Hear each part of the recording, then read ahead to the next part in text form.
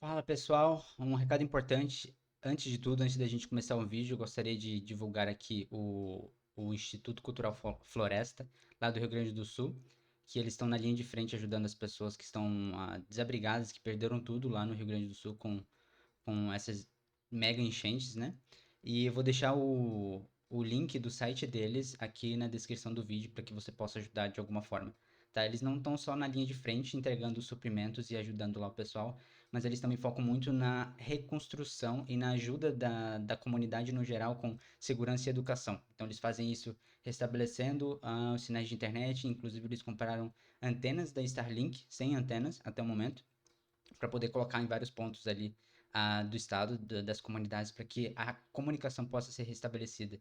E eles também estão buscando construir delegacias e escolas que foram completamente destruídas, porque a gente sabe que sem segurança é impossível o estado ficar do jeito que está. Beleza? Então, para você saber mais, por favor, segue eles aí nas redes sociais. Vou deixar o link aqui também do site deles na descrição do vídeo, beleza?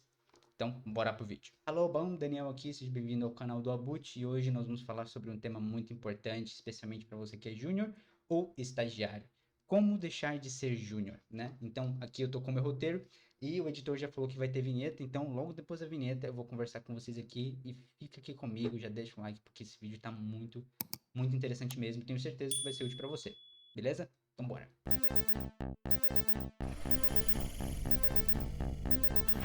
Então, seguindo aqui, eu vou falar sobre três paradigmas. O que são paradigmas? São modelos ou padrões que podem ser usados como exemplo a ser seguido, né? Se esse exemplo é bom ou não, eu não vou entrar nesse mérito aqui, tá bom? Mas certamente esses três paradigmas podem ser aplicados não só profissionalmente, mas pessoalmente, socialmente, em qualquer área da nossa vida. E certamente eu e você estamos em algum desses paradigmas nesse momento, tá certo? Então, o primeiro paradigma é a dependência. Qual o conceito de dependência, né? Eu estou usando aqui esse livro dos Sete Hábitos de Pessoas Altamente Eficazes. Eu vou ler, eu acho que três citações dele para a gente procurar entender e para usar de exemplos aqui nesse vídeo também.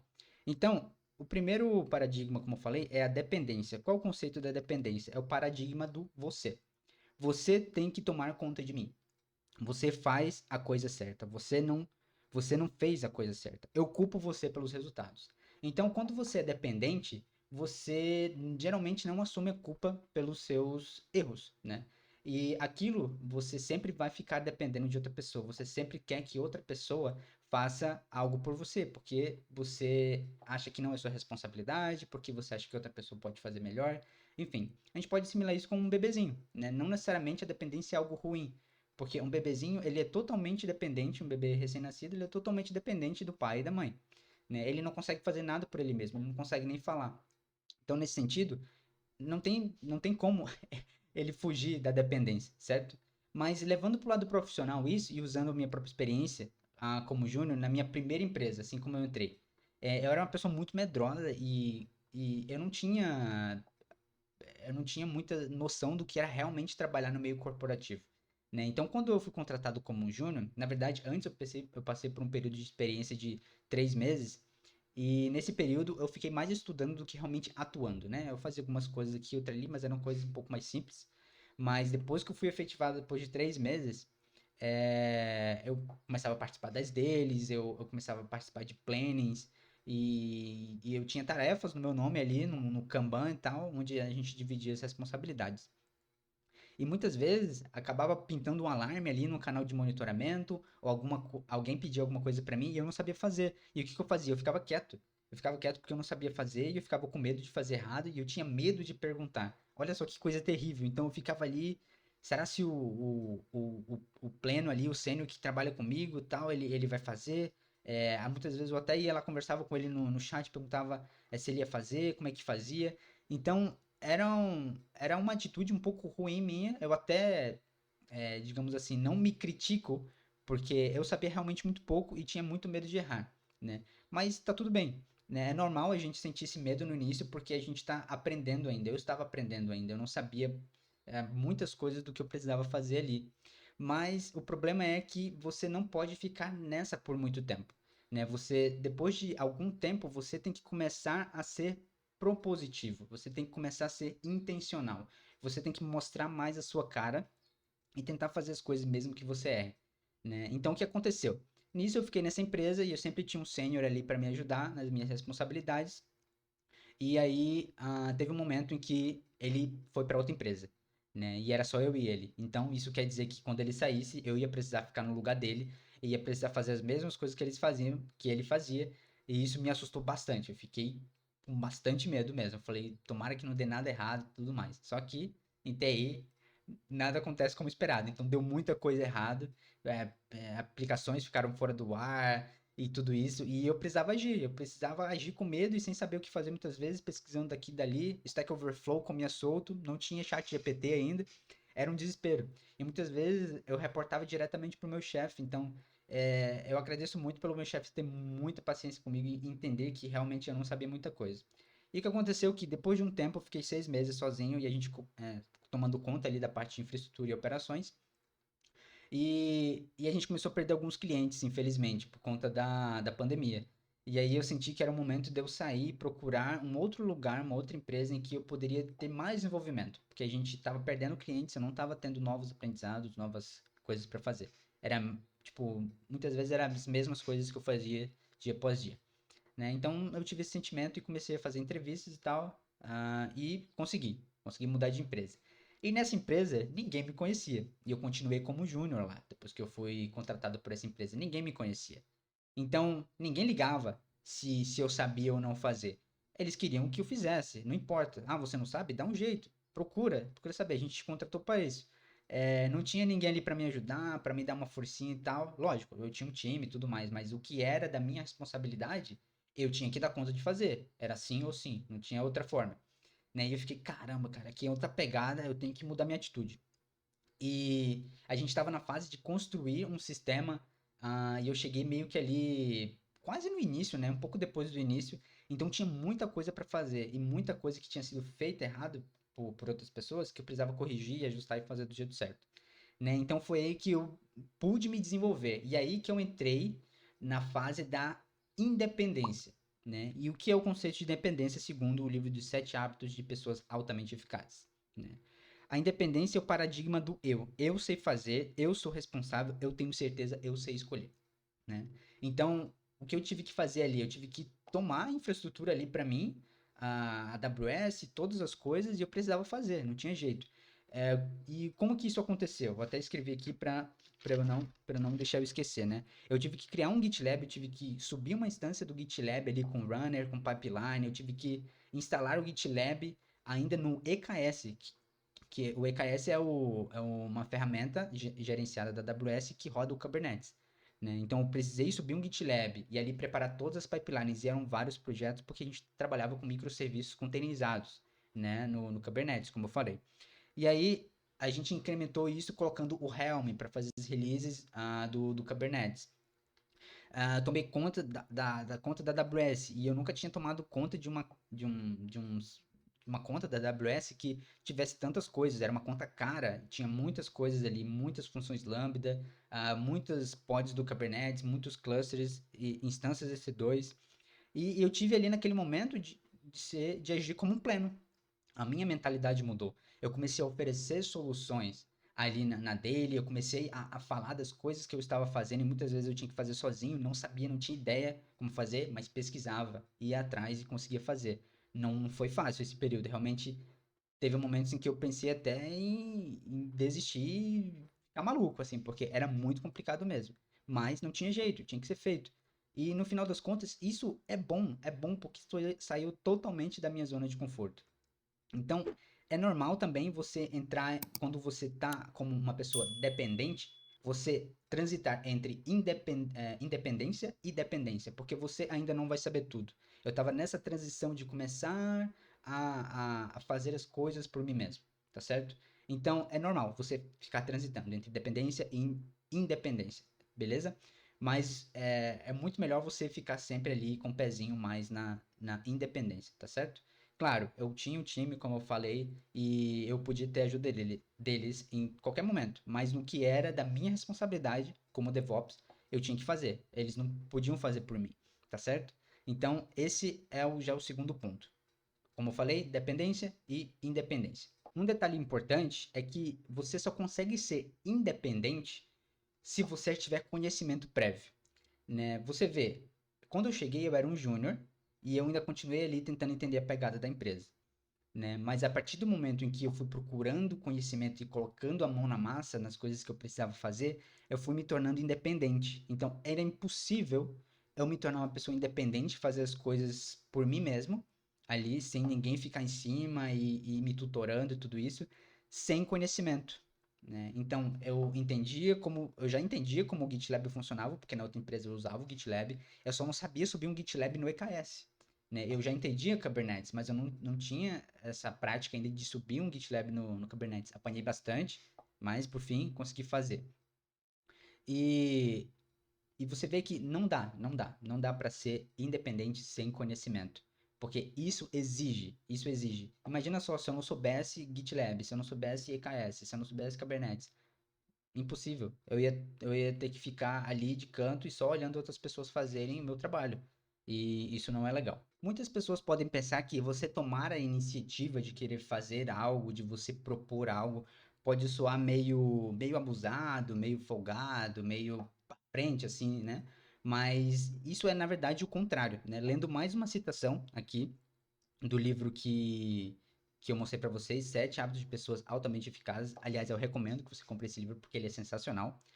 Aqui fala, tomar a iniciativa, isso na página 109. Tomar a iniciativa não significa ser abusado, desagradável ou agressivo, e sim reconhecer a responsabilidade de fazer com que as coisas aconteçam. Um pouco mais para frente. Muita gente espera que algo aconteça ou que alguém tome conta delas, mas as pessoas que acabam conseguindo os melhores empregos são os proativos, que apresentam soluções para os problemas e não mais problemas, que aproveitam a iniciativa para fazer tudo o que é preciso em harmonia com os seus princípios, para que as tarefas sejam cumpridas. Isso é até algo interessante que eu lembrei de algo aqui que eu não havia falado antes, mas quando você não sabe algo, quando você não tem certeza de algo, e algo que é tua responsabilidade do problema, você não só, você evita ao máximo possível chegar para a pessoa e falar, olha, está tendo um problema ali. Por mais que você seja júnior e você não sabe muito bem o que você tem que fazer, mas pesquise antes, minimamente para você saber se pelo menos você é capaz de propor uma solução para esse problema, mesmo que não seja a solução final, mesmo que seja só um paliativo ali para consertar naquele momento. Mas proponha algo, não só. Eu lembro que eu fazia muito isso e inclusive a pessoa que me liderava até falou isso, olha, quando algum problema acontecer, eu não quero que você só aponte o problema, eu quero que você me traga uma solução, né? Nem que seja uma solução simples, algo que não vai ser definitivo. E eu levei isso para mim, né? Então hoje, o que eu me esforço para fazer mesmo que eu não saiba algo, eu vou lá e pesquiso e proponho uma solução, mesmo que não seja uma solução oficial, uma solução final, é um paliativo, pelo menos ali para que o cliente, o usuário, não seja impactado. Porque o mais importante é isso no final das contas. A gente tem que fazer de tudo para que o usuário final não seja impactado. O que a gente vai fazer, pouco importa. Claro, a gente não vai fazer também qualquer porquice lá. Mas a gente tem que notificar os outros times ali, envolver outras pessoas e expor nossa ideia do que pode ser feito. E fazendo isso com frequência e mais frequência, cada vez mais você vai ganhando ímpeto, você vai ganhando confiança, você começa a confiar em si mesmo e na sua habilidade de propor e resolver problemas. Né? E isso é muito legal porque se você é uma pessoa que não confia em si mesmo, você não vai acreditar nas coisas que você vai falar, você não vai acreditar no que você vai propor, nas soluções que você está tentando implementar para ajudar ali de alguma forma. Então, quanto mais você se esforça para ser intencional, e isso não vai acontecer por acaso, isso é um esforço, é uma meta que deve ser diária, um esforço diário, porque essas coisas não acontecem por acaso, você tem que ser intencional. Então, quanto mais você se esforça para ser intencional e mais você vê que as coisas estão dando certo, você vai ganhar ímpeto, você vai ganhar autoconfiança para fazer coisas ainda mais difíceis mais para frente. E isso é essencial. E agora, entrando no terceiro paradigma. Primeiro falamos sobre dependência, depois falamos sobre independência, e agora nós vamos falar sobre interdependência, tá certo? Vamos ver o conceito de interdependência no livro Sete Hábitos novamente.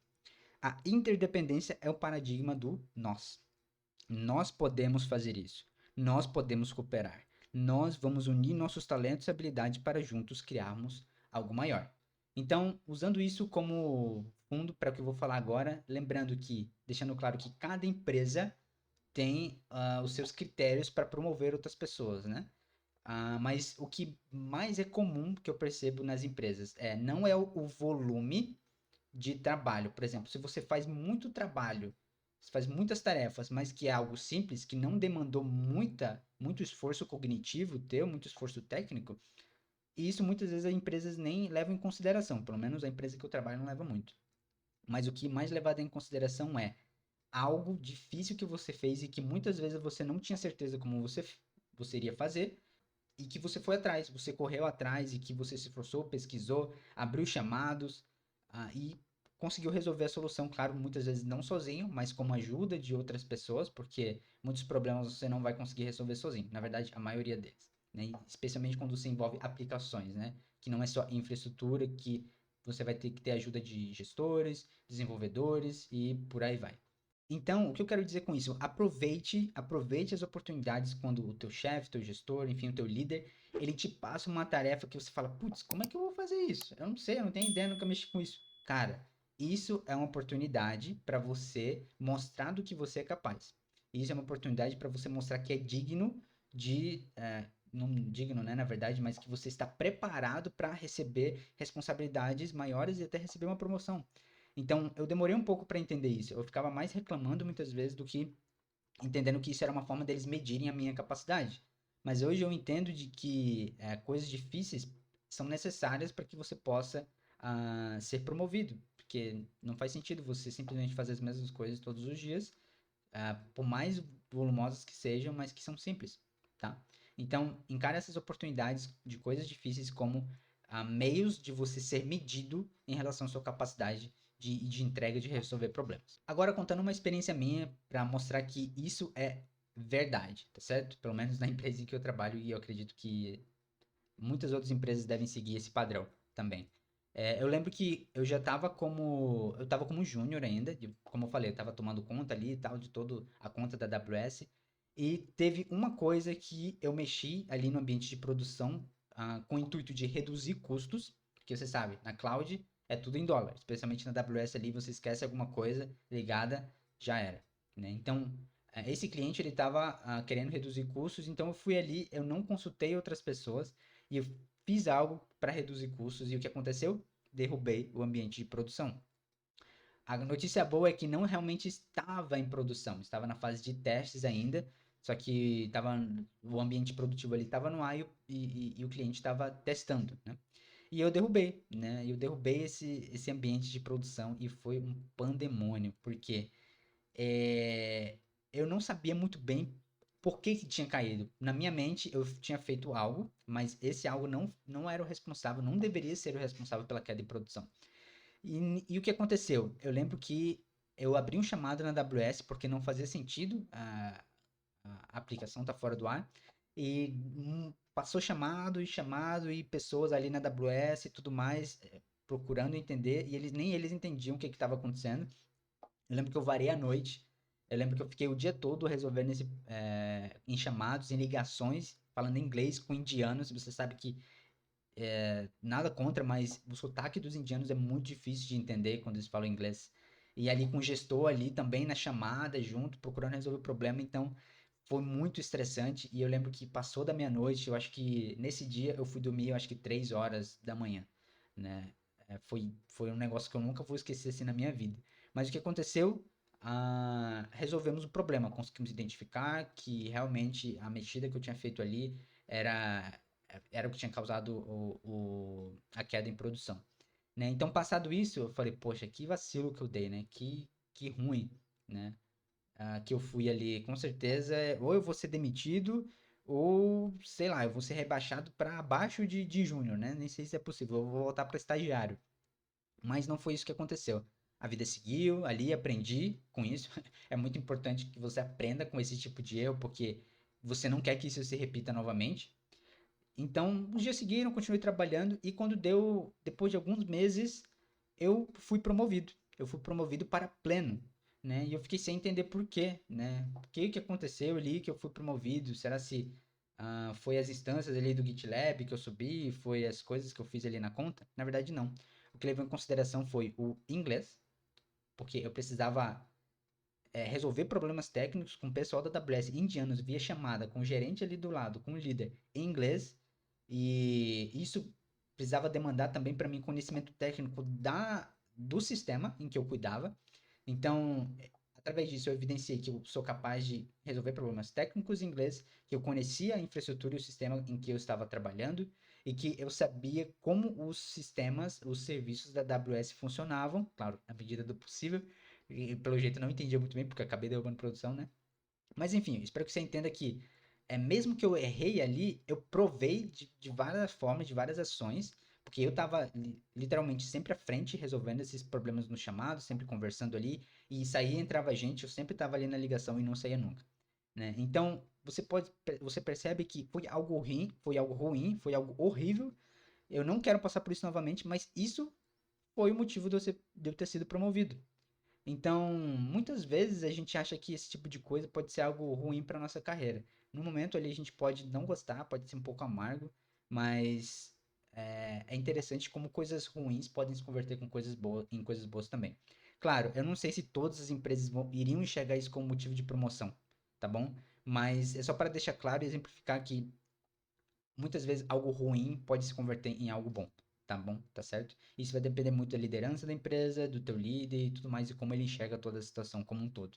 Então, como você percebeu, eu não resolvi esse problema sozinho. Claro, eu estava à frente, mas eu contei com a ajuda de várias pessoas, desenvolvedores, gestores, pessoas da AWS, enfim, foi muitas pessoas que passaram ali naquela ligação, até pessoas de outros times, né, que vieram ajudar também.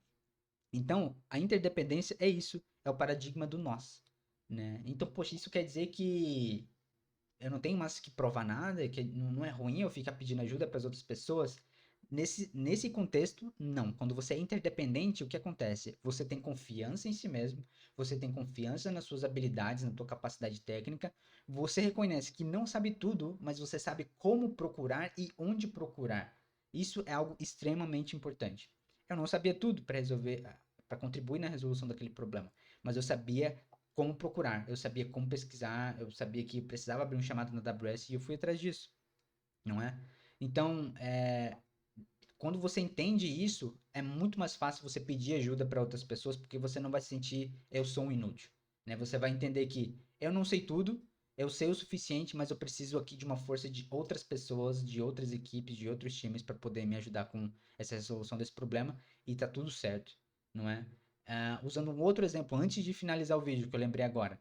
A gente está com. Eu tô com. Faço parte de um projeto em que ele já está em produção atualmente. A gente está implementando algumas alterações ali num firewall, no o AWS WAF, que é da AWS. É um firewall que se integra ao API Gateway e vários outros serviços ali da AWS. Então, o que acontece? Você tem que criar algumas regras ali nesse firewall para você bloquear requisições que podem ser maliciosas, podem ser maléficas para a sua aplicação.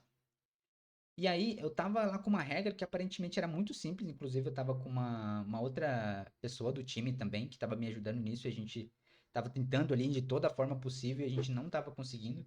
E aí, o que aconteceu?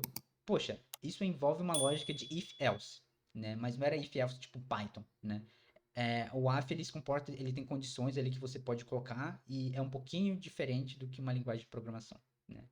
Mas ali a gente falou, poxa, vamos chamar tal pessoa desenvolvedora, e ela já ajudou a gente no passado com algumas regras, ela vai saber o que fazer.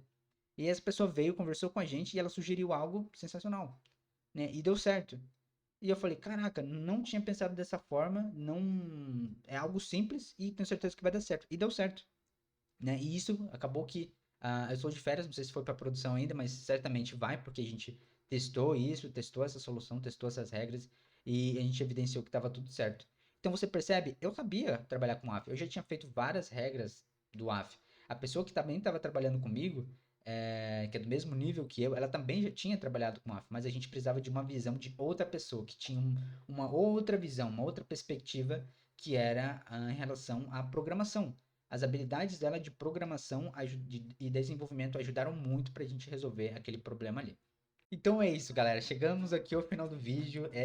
Eu fiquei muito empolgado de falar aqui e eu espero que esse vídeo tenha ajudado você também a entender os três paradigmas em que a gente se encontra inevitavelmente dependência, independência e interdependência, tá certo? Então, a gente deve sempre almejar a interdependência, porque é impossível a gente ser interdependente sem ser independente primeiro, né? Então, as escalas são essas: dependência, independência e interdependência. Você entende o teu papel, você entende o papel das outras pessoas e você entende que envolver outras pessoas muitas vezes é muito melhor e muito mais rápido do que fazer sozinho, tá bom?